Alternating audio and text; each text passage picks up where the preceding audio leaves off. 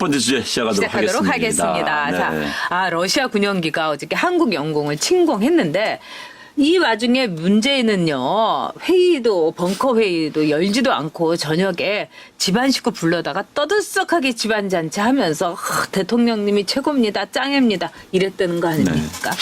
미친 거 아닙니까, 문재인? 어제 오늘 이야기가 아니니까요. 그러니까 어제 오늘 얘기가 네. 아닙니다만. 네.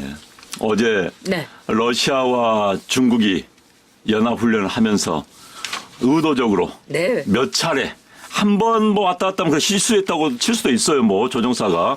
그런데 몇 차례 드나락다락 왔다 갔다 했다는 것은 물 먹이는 거 아닙니까? 속된 말로. 그래서 테스트하는 거고. 그렇죠. 네. 그래서 이제 의도는 여러 가지 분석이 되고 있습니다만 뭐 미국을 겨냥한다는 이야기도 있습니다만은 어찌됐든 대한민국이 만만히 보인 겁니다. 그래서 니들 어떻게 할 거야? 응? 우리 폭격기가 들어가든 우리 경보기가 들어가든 어떻게 할 거야?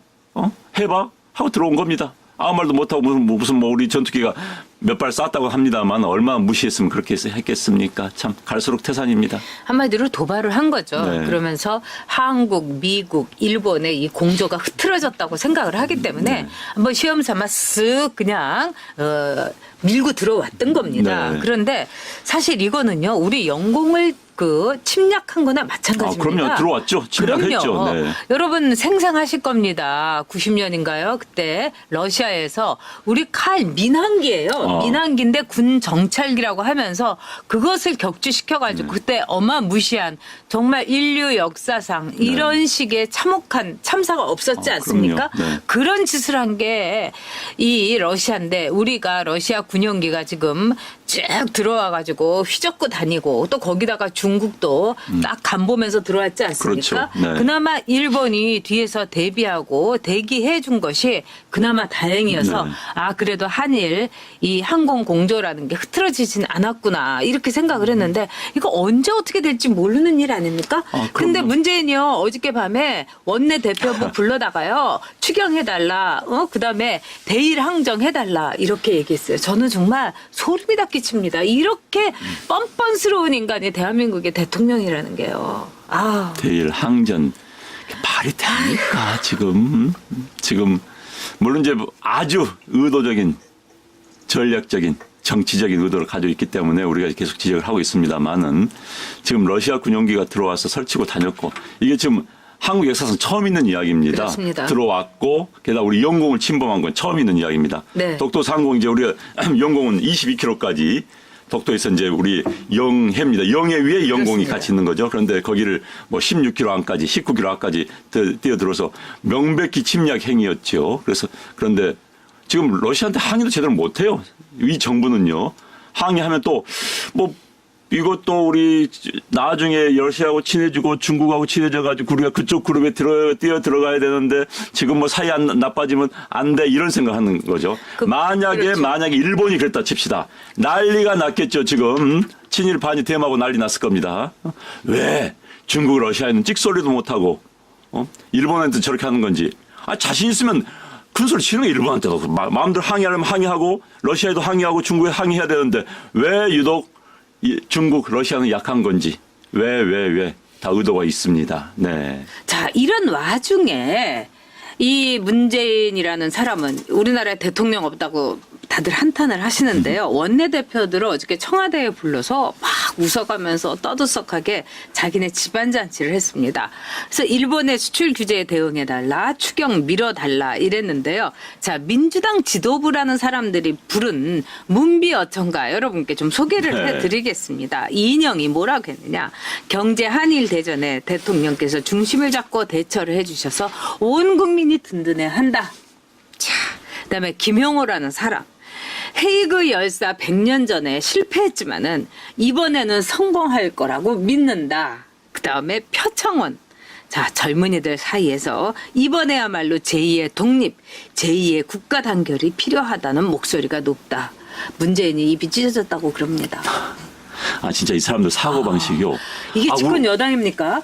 우리가 지금 독립국이잖아요. 그러니까요. 지금 무슨 독립을 합니까? 그러니까 이게 기본적으로 일본에 대한 피해의식이 전제되어 있는 거예요. 그건 자꾸 넘어서자는 거예요. 피해의식이 있으면요. 객관적인 사고를 못 하는 겁니다. 일본에 대해서 우리는 좀 객관적으로 국가 대 국가의 사고를 할 수 있어야 되는 거예요. 그런데 자꾸 피어시 항일 대전 무슨 독립 해그 그리고 열사. 해그 열사 그러니까 그리고요. 문재인이 고종이라는 얘기는 맞는 거예요. 그리고- 그렇죠? 고종이 해그 열사 보냈잖아요. 적이 아니에요. 그리고 국가 간의 국가에서는요. 10명의 동맹도 부족합니다. 한 명의 적도 많습니다. 아주 중요한 이야기입니다. 하나의 적도 많은데 왜 일본을 적으로 만들고 자꾸 항일 적 만듭니까? 옆에 있는 나라고 사이좋게 지내는 게 최고입니다. 그게. 그럼 어떻게 해결방을 생각해야지. 항일? 그러니까 이제 정치적 의도가 보이는 것이죠. 게다가요.